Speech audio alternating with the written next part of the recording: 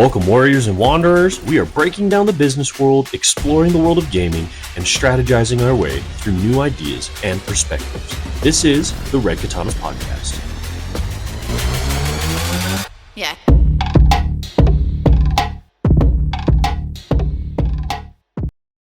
Hi, I'm AJ, and welcome to the Red Katanas Podcast. I'm your host, and I kind of want to get into this more of a insert in-between type episode and go through some different thoughts that I ended up having while listening to other people's podcasts. So, was going throughout the week, finishing up the third podcast. Definitely go and check that out on all your major podcast platforms.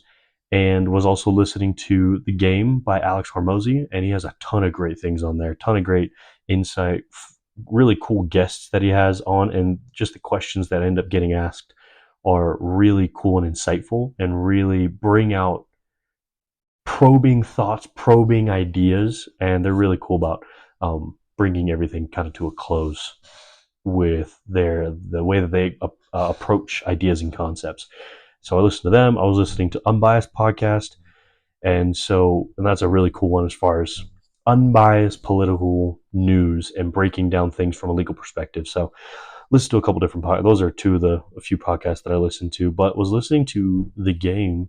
And Alex brought up a cool point that I kind of wanted to touch on just a little bit. It's going to be more of a shorter podcast, only because I listen to other people's podcasts, and I listened to other podcasts, like when Stefan Arneo was still alive, I listened to his podcast. And when I listen to these guys' podcasts, sometimes they'll throw in snippets of what they're thinking about and what they are conceptualizing at the time. Something happened during their week, during their day, during their month, and they wanted to bring to light this idea and talk about it. So I heard Alex bring something up. Essentially, it was the three pinnacles of leadership, and how he broke it down was actually pretty sweet. And I kind of want to touch on that a little bit, just because I think people forget that taking on responsibility in any capacity, you end up having to absorb some form of leadership, right? Whether you're in charge of people, whether you're in charge of just responsibilities and tasks, you're taking on some form of leadership. And it's kind of an interesting trifecta in how he broke it all down. So he ended up talking about how, for him, growing up, he was an only child. Respect was a big thing for him. And because it was him, his dad, and if you know anything about Alex, if you don't know his backstory, go listen to his podcast, The Game, and he kind of goes through a few different things on why he pegged respect as the biggest thing. Because he grew up as a single kid, raised by a single parent, a single father, and then he went from being just man to man, where it's basically all men. In middle high school, he was all boys school, so all around guys, and then he went to college and immediately got into a fraternity where, again, it's all guys. And so the male perspective, when you're going from point to point, is all about respect and hierarchy, understanding it's I have your back, you have my back, and making sure that there's a mutual, it's a weird concept, but it's a mutual tension that guys have. It's never like I'm always at peace. It's when I get around guys that are more or less, in the biblical sense of, when I get around guys that sharpen me, because in the Bible it talks about how iron sharpens iron, as a man sharpeth another man. So that's a terrible paraphrase of that scripture. So don't butcher me for that. But essentially, that's the thought: is iron sharpens iron, man sharpens man. And so when you get around other guys, I know Andrew Tate talks about it, where he is concerned if he's with this group of guys and they don't feel infinitely more dangerous, he doesn't like it. It doesn't feel right to him. And so I totally understand that aspect as far as the respect side of it. So one of the three different pieces of the triangle that he was talking about, one of them was respect. And so the other two is love and fear. And I would say that off the top of my head, I would think that, like, I've seen quotes about how fear, or people ask, would you rather be feared, or would you rather be loved? Or would you rather be feared, or would you rather be respected? For a guy, every single day, men don't necessarily need love. That's not what we base our fulfillment off of. That's not what we base our day to day, I go from point A to point B off of. That's not what we base what makes our life meaningful off of is love. We base it off of respect. And if respect isn't the thing, I know some people that I know in my past, just people that I've come into contact with, I know some men, if they don't end up getting the respect, they end up reverting to just going and accepting the fact that they can use fear in place of respect. Everyone sees the TV shows and the movies that idolize the villains as, instead of getting respect from people, they couldn't get respect in some way, shape, or form, and they craved that respect, and they ended up just turning to fear because it's easier. It's way easier to be scary. It's way easier for me to be 6'3", 230 pounds, 240 pounds, and be scary in some sense. So it's an interesting dynamic between those three. And I didn't necessarily want to talk about that specifically, but I wanted to talk about the dynamic of leadership. So my experience with leadership is a little different, a little unique. Not super unique. I know tons of people that have been in that situation. That's one thing. I'm just going to randomly throw this in here. No one's life is so unique that nobody has ever done anything that you've done in your life. Nobody is that unique. Like, you're a unique person to you, and if you're religious, your creator knows you as a unique version of you. Does that mean that every problem you have, only you have ever been through it, and you need to freak out as much because there's no way you could possibly get through it? Absolutely not. There's no chance. There's no chance that somebody else has not gone through the stuff that you're going through. So you're unique, but not that unique. Okay, so don't get caught up in that. For my limited version of uniqueness, I grew up as the oldest of 5 kids. My dad was active duty military, working as a firefighter, a first responder in the United States Air Force. Let's talk business. If you're navigating the challenges of entrepreneurship or looking to take your business to the next level, you need the expertise of Kingswork. With over a decade of experience, Kingswork is your go-to consulting agency. For strategic planning to execution, they've got the royal touch to make your business reign supreme. Visit kingswork.win and schedule your consultation today. Trust me, they're the kings of getting things done. And off the top of my head, I know some people are going to be making comments about, if you're in the military and you're not Air Force, you'll bag on Air Force. If you're in the military and you are Air Force, but you're security forces or you're the police, you can bag on each other. That's just how that works. But for that being said, my dad worked really hard for a couple decades as a first responder for the United States military, and he would work 24 on, 24 off. And so growing up as the oldest of 5, my leadership was primarily around responsibility, not necessarily around people. My 4 younger siblings, I was consistently told, just worry about yourself. I'm the oldest sibling. That's not necessarily how I operate, because I always care about the success and the potential of my siblings. So I grew up from the second that I had a younger brother, which my little brother is 10 months younger than me. So before I was even 1, I had a younger brother, and I was super excited about it. And then we ended up having another kid. So I actually have 4 little siblings that are all within 6 years of me. So my little sister is 6 years younger than me, and she's the only girl. But grew up in that kind of a leadership aspect where I was automatically put in responsibility roles of, I was the one that was leading by example and being the person that took on the responsibility. Going into school, on the school side of it, I was more or less a leader. In the sports side, I wrestled, I played football, I played soccer, I played basketball, I played baseball. Grew in elementary school, I would be like team captain and leaders. Going into middle and high school, I was smaller than everyone else. By the time I got into high school, I was 4'10", maybe 4'11", so super, super small. Didn't even weigh 100 pounds. So wrestling at that weight was garbage. I was getting thrown around like basically a sheet of paper. And then football was even worse, because instead of going one-on-one, I had to go one on everybody that decided that I was going to be tackling or getting tackled by. Most of the time it was getting tackled by or bouncing off them. So didn't really have a ton of experience as far as the sports world, outside of making sure that I was working hard. I was still bigger than my siblings, so still being a leader in that aspect. Being a leader in sports, in college, I played rugby, so I had to be a leader in that aspect. Growing up in high school, I was in scouts, so ended up taking a lot of leadership responsibilities in that aspect and leadership responsibilities in church.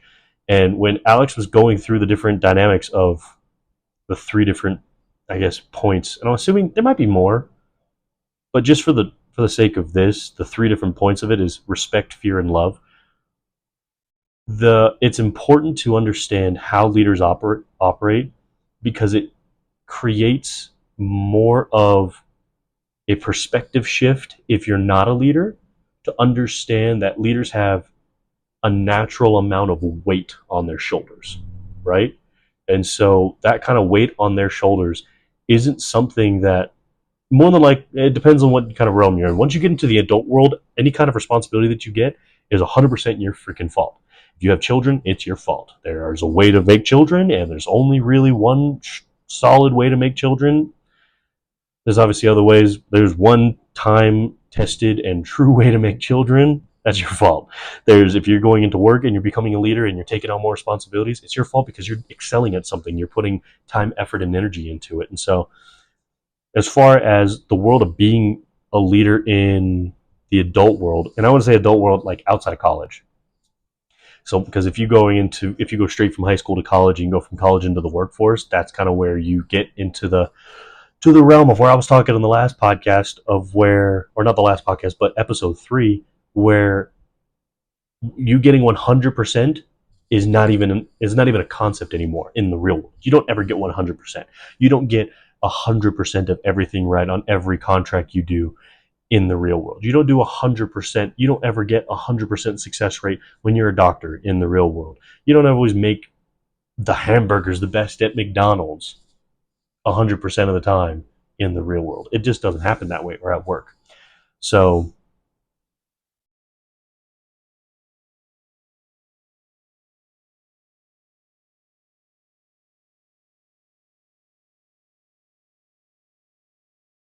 so when he's talking about people in the real world, that's kind of what I'm alluding to, more or less. So when you're looking at somebody in a leadership perspective, when you are operating in in a higher realm, not even a higher realm, when you're an adult and you're looking at somebody that's a leader, or you are a leader, it's a self-imposed position that you're a leader, right? You either don't say no to somebody and they put you in that position, or you keep being a baller and you end up becoming a leader in some way, shape, or form, whether it's on a sports team, whether it's in working if for your career field, whether it's in a collegiate pursuit, whatever. When you are someone that is not the leader in the situation and you're looking at the leader, understanding that perspective is so key. So the three different points of being a leader, I'm just going to go from my experience in work that I do right now as a contractor. So the boss utilizes those three different points of being a leader. He uses respect, he uses fear, and he uses love. Watching him use it with other people is a very interesting and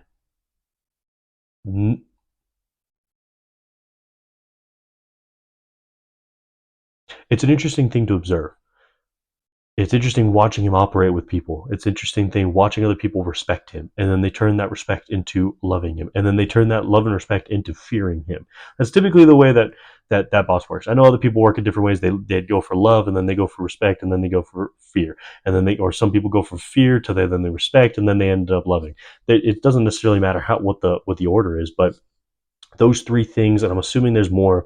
There's a different way to psychologically break it down. I'm not Jordan Peterson. I love listening to his podcast as well. He's a little more dry of a person to listen to, just because he's so technical. And honestly, for him to get through and provide the information that he provides at the level that he's providing it, it makes sense why he has to speak at such a high caliber. And it's a high caliber for just the vocab that he uses, but it's also a high caliber in the way he structures his sentences. Like, if you've ever read a book that's overly complex, if you read any Jordan Peterson's books, all of them are structured in a way that a psychologist would have to understand it. He talks about, like, you're going into a situation and how it's affecting you at the same time as why the situation is evolving the way it is based on other people's perspectives and other people doing blah, blah, blah, blah, blah. That's just how he operates. And that's one sentence. And you have to read that, read the next sentence, read the next sentence, go back to the first sentence and figure that stuff out. So it's looking at the very simplistic model of the three different things: love, fear, and respect. I would say that love is probably one of the least desirable traits that men look for, more or less. I know men, it's more of like an itch of that desire to be loved, more or less.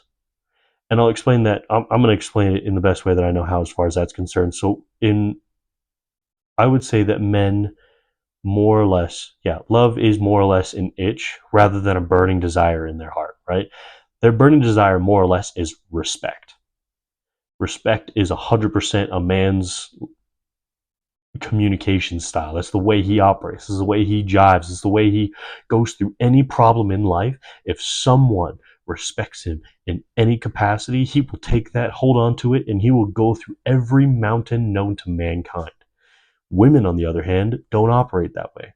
I'm not talking from experience. I'm not a woman, but from what I've looked at, studied, talked to people about, talked to women about, love is their biggest thing. They want to be adored and loved. And that's more or less their burning desire. And so, and I've seen women do this too, and I know men that do this, but when you are starved of either your respect, or for the women, when you're starved of that love, you end up reverting to the third of the trifecta. You end up reverting to the fear factor of everything, where people are more or less afraid to not love you or afraid to not respect you. So it's an interesting concept in how Alex brought it up, and I wasn't sure. It kind of sounded like he was bringing it up based on something that had happened recently and understanding it. He did talk a little bit about, he wants his organization to have leaders that are well rounded in all of them, and making sure that they're loved, they're respected, and they're feared.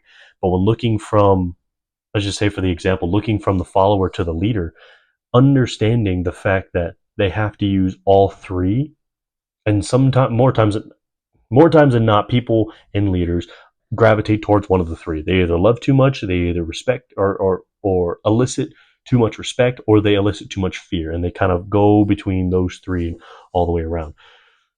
But it can be a perspective shift, being the follower of a leader, and you end up getting snapped at because you end up doing something.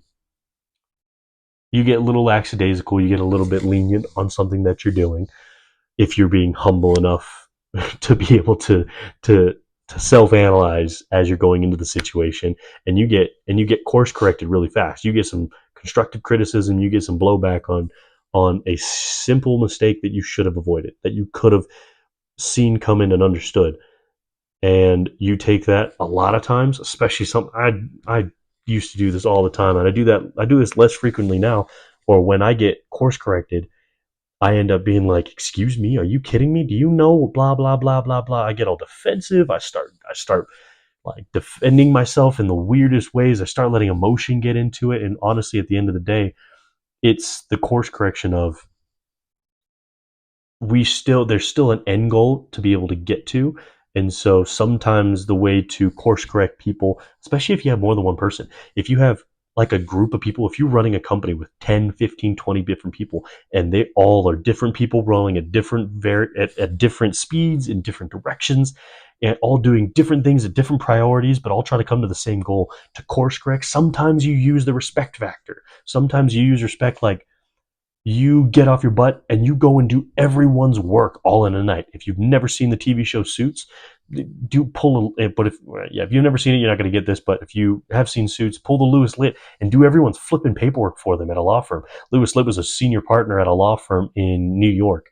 And I guess some of the associates decided to think that he works less than they did because he just made them do all the work, but he was making them do grunt work while he was handling bigger fish. So he went in and did everyone's work and did it all better than they did. And so sometimes you could do that and do a respect type of course correction. Sometimes it's the love course correction, where you just literally take someone on the side, show your appreciation, show your gratitude for who they are, what they bring to the table, what kind of value they've added, and make sure they understand that they feel that they are loved and appreciated. And sometimes it's the fear aspect of Get your freaking crap together. The next time you come to me with some subpar horse crap, you and me are going to have a talk that you're not going to like. And sometimes it's a fear thing. Sometimes it's just the way a leader operates. If he's not or she's not able to bounce in between those three and understand the situation enough to do that, then it's 9 times out of 10, it's a point where the leader has to work on that. But as somebody that's looking from, I'm going to say the follower perspective, but the follower looking at the leader, you got to understand that's the situation they're in. But imagine having that responsibility for 20 different people, or for however many people they are, or for a kid looking at a parent. Like, kids typically look at their parents and say, when you get to a certain age where you think they're your hero, and then you get a little bit older and you figure out that, oh, you're not always right, and then you figure out a time where they're like, oh, well, I don't have to listen to anything you say, and then you leave their house and you go figure out the world, and then you come back and you go back to, you're a hero, you dealt with me, come on now. And so it's the same thing. It's the same thing where being a parent, you have to be able to course correct between love, fear, and respect. And I think being a parent is more personal to people. If you have kids, you understand that if you want, and Alex said this fantastically in his podcast, if you, the I want to say he said the secret, yeah, the secret, or the way to get people to think that you want what's best for them is to just want what's best for them. No sidebarring it, no extra fluff. He literally just said it like that. And it's 100% true, because, again, going back to the parent analogy, if you want what's best for your child and that ding dong is about to go jump off the side of a house, or he's about to go, or she's about to go and like punch the side of the oven while it's on and it's like a hot element and he's about to go put his hand or her hand on it, you understand at that point, loving them more and respecting them more is not going to keep their hands from third-degree burns or from breaking both their legs jumping off a two-story building. It's just the way it works. And so it's just an interesting thought. I like the fact that how Alex brought it up, and how he brought up his personal life with how respect is something that he typically gravitates toward more than fear and love. And like I said, the dude's a jacked freaking man, and he literally, like, his persona is he wears jorts, a wife beater, and a flannel, and I think sandals all the flipping time. Like, he's just a man's man. He lives however he's gonna live. I remember him talking about this. The reason why he does that is because he sat down one day and thought to himself, what would I want at 80 years old? What would I care about enough to be wearing? And he's just gonna wear that until he's 80, I guess. And he's like, I would just wear something functional. I'll wear something nice.